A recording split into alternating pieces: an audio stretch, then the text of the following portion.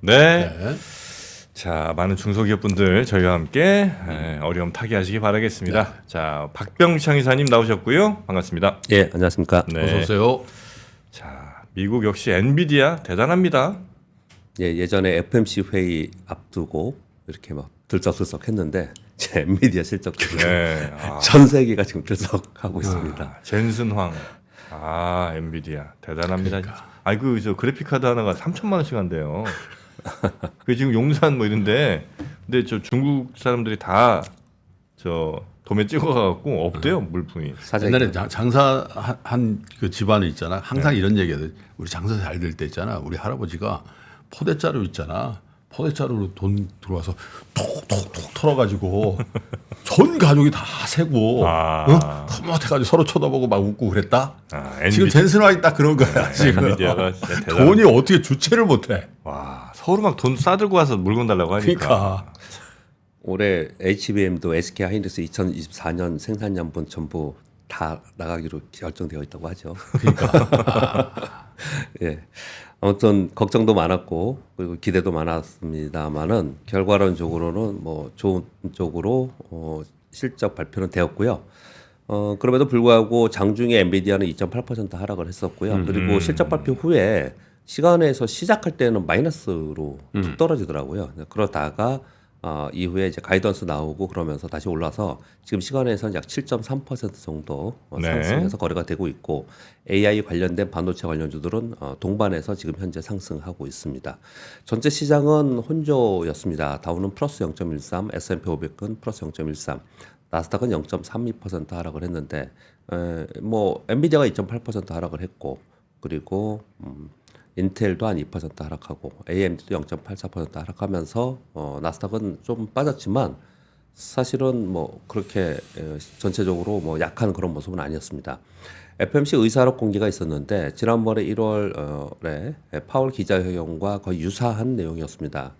보수적 금리 인하 의견들이 좀 있었고요. 이제 그로 인해서 국제 수익률이 약간 올라오는 모습을 좀 나타냈습니다.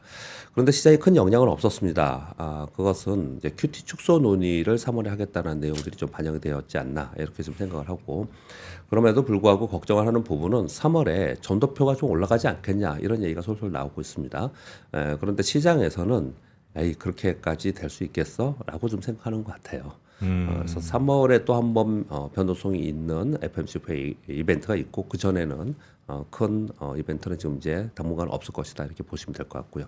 중요한 건 이제 엔비디아 실적 발표이죠. 일단 먼저 요거 말씀드리면요. 일단 엔비디아 실적을 제가 이제 그냥 캡처해서 하나 가져왔는데 이걸 보통은 제가 타이핑해서 가져오는데요. 오늘 눈이 많이 와가지고 오늘 좀 늦게 도착해서 잘하셨어요. 그냥 캡처해서 봤습니다. 일단 왼쪽에 있는 걸 보면요. 어제 지수의 장중 흐름이에요. 좀 특이하죠. 마지막에 이렇게 올린 거예요. 3대 지수 모두 다쭉 있다가 그 FMC 회의록의 의사록 요 내용 때문에 뭐 크게 움직이는 그런 부분은 아니었고요. 막판에 전부 다 올렸어요. 그래서 엔비디아 영향도 상당히 있었다 이렇게 좀 보시면 좀 될 것 같고 이런 부분들은 대부분 저는 이제 시장의 참여자로서 볼 때 수급적 요인이 훨씬 더 강한 것 같아요. 제가 엔비디아의 어제 콜풋의 증가에 대해서 잠깐 설명을 드렸는데요. 엔비디아가 지금 4일 연속 하락을 했어요. 그래서 어제 하락한 것까지 하면 9% 하락을 했거든요. 네. 어제 말씀드리는 콜풋의 위로 아래로에 $80 얘기했던 부분들은 약 10%, 11%였거든요. 그 부분까지 온 거예요. 와서 딱 시간에서 마이너스까지 갔다. 그러면 어떤 사람들은 이익 실현이 되고 어떤 사람들은 여기서 이제 정리를 해야 되고 이런 부분들이 있잖아요. 이런 수급적 요인이 상당 부분 작용이 좀 많이 되고 있지 않나 생각을 좀 하고 있고요. 엔비디아 실적 발표는 예상을 상회한 실적 그리고 가이던스도 예상을 좀 넘었습니다. 엔비디아가 왜 이렇게 중간에 실적 발표를 하냐면 그 회계 연도가 다르기 때문에 그렇습니다. 그렇게 좀 보시면 될 것 같고 매출은 265%, 순이익은 769% 상승을 했습니다. 뭐 이게 중요한 게 아니고요. 시장에서 많이 바라보고 있었던 것은 이제 가이던스였습니다.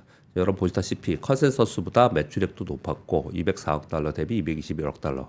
그리고 데이터 센터를 중요하게 생각했어요. 데이터 센터도 컨센서스가 171억 달러였는데 매출액이 184억 달러로 컨센서스를 다 높게 올라왔습니다. 가이던스는 컨센서스가 222억 달러였어요. 다음 분기. 근데 가이던스 내놓은 거는 매출액이 240억 달러로 높여서 내놨습니다. 그래서 이게 나오면서 마지막에 더 올라가는 부분이 좀 있었고요. 지금 이제 컨퍼런스 콜이 진행이 되고 있습니다. 그래서 그 내용이 오늘 하루 종일 나올 거고요. 그거 이제 좀 더 자세하게 구체적으로 내일 좀 여러분들이 보실 필요가 있지 않나 네. 이렇게 생각을 하고 전반적으로 우려와 기대 동시에 있었는데 그것을 반영하면서 수급이 움직이면서 어제 등락이 있었습니다. 근데 끝나고 나서 엔비디아가 호시적 발표하고 시간에서 오른 걸 봤을 때는 긍정적으로 마감이 됐다. 그렇게 보시면 될 것 같습니다. 자, 우리 시장은 코스피 어제 0.17% 하락했고요. 네. 코스닥은 0.24%. 어제는 좀 밋밋했어요. 요즘에 2월달에 그 밸류 프로그램 얘기하면서 시장이 우리 시장도 굉장히 뭐랄까요?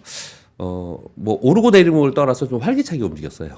뭔가 좀 기대도 많고 그리고 거래량도 늘고 외국인들도 패시브 작업 막 들어오고 그랬습니다. 근데 어제 좀 밋밋하게 좀 움직였어요. 큰 특징이 없었다고 보시면 될 것 네. 같고요.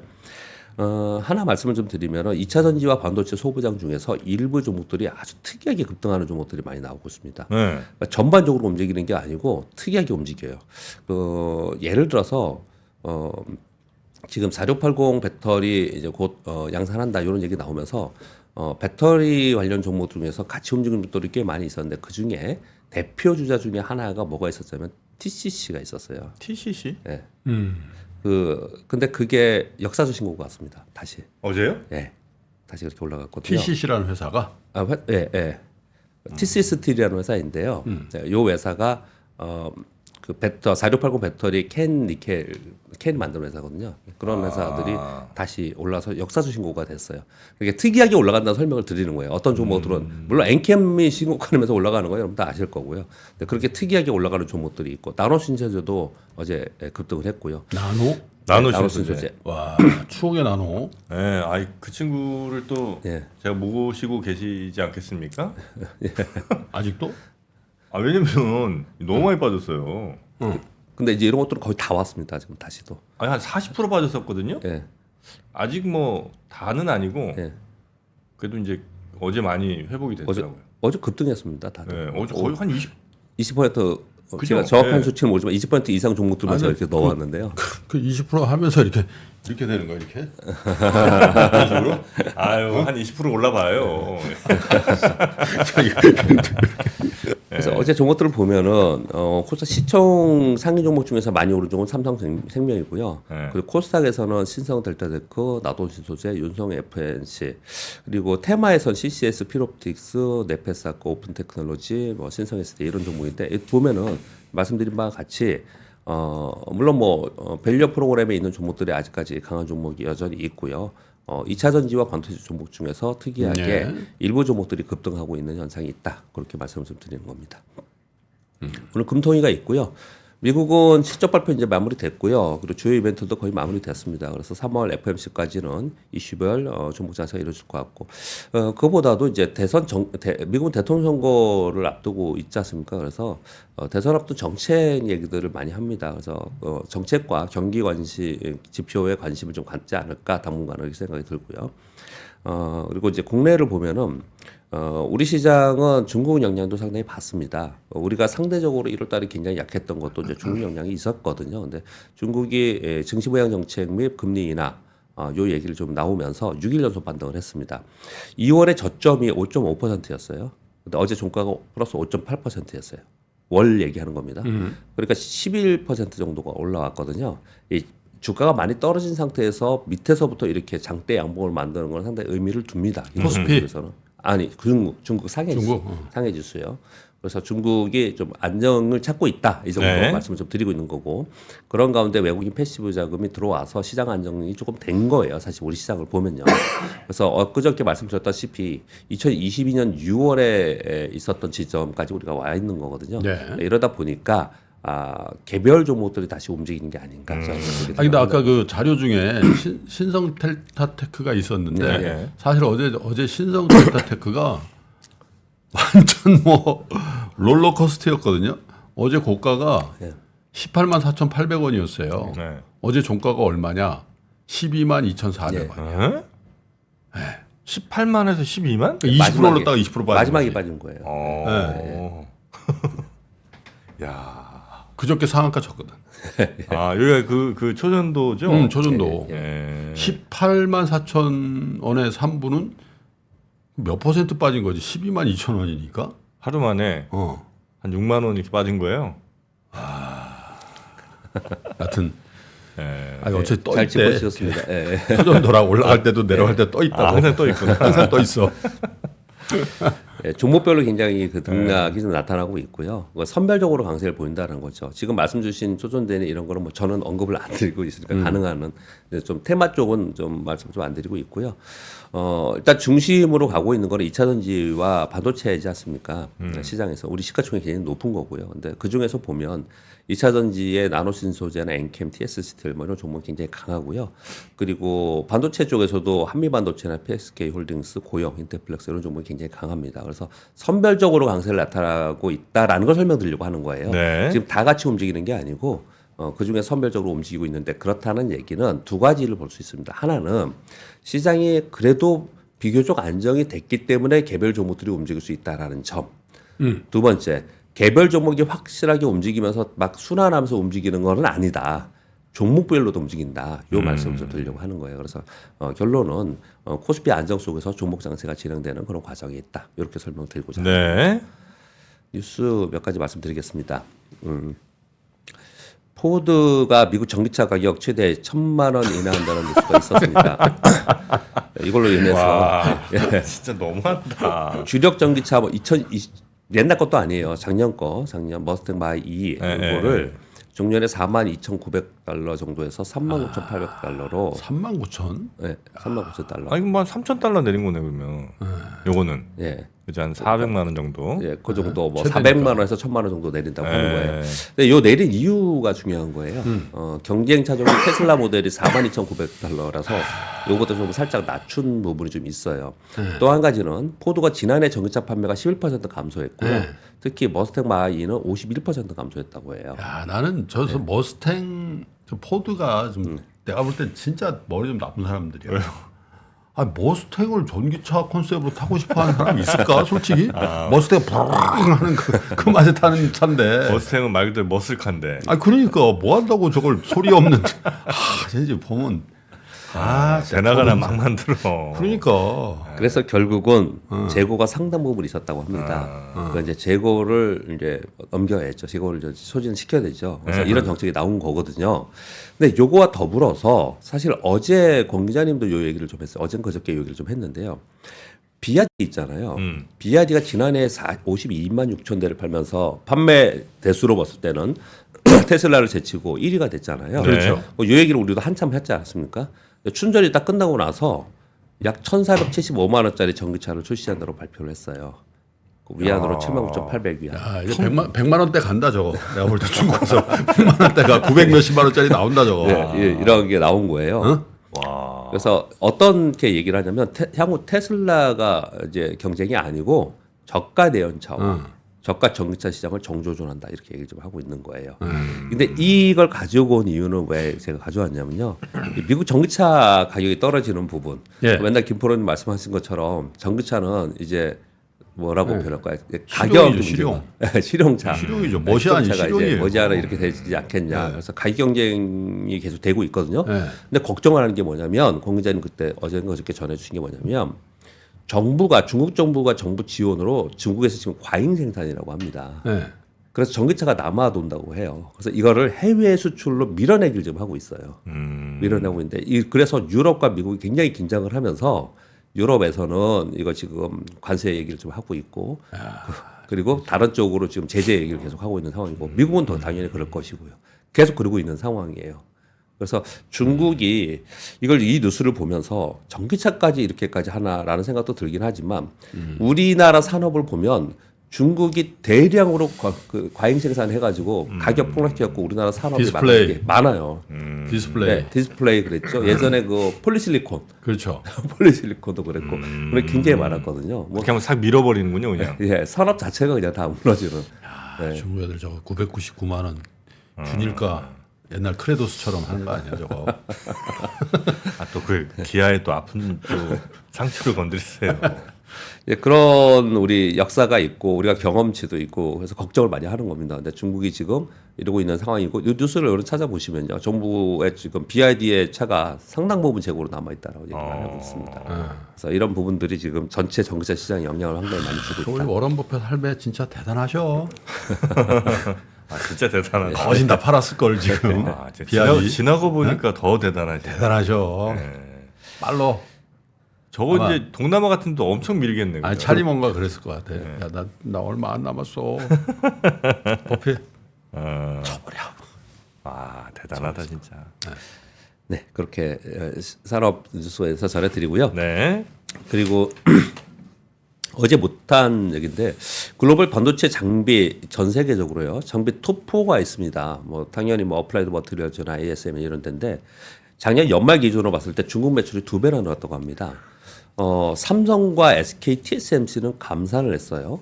그래서 글로벌 반도체 장비 매출 비중을 봤더니 중국과 일본이 증가하고 한국과 대만이 감소했다는 거예요. 이 업계에 굉장히 중요한 뉴스라고 저는 생각이 들어요.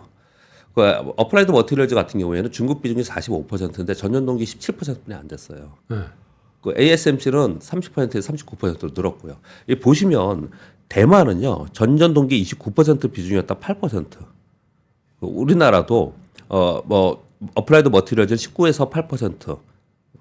이렇게 계속 줄고 있는 거예요. 그러니까 한국도 ASML 같은 경우는 3% 줄고 있고 대만은 35%로 줄었어요. 이렇게.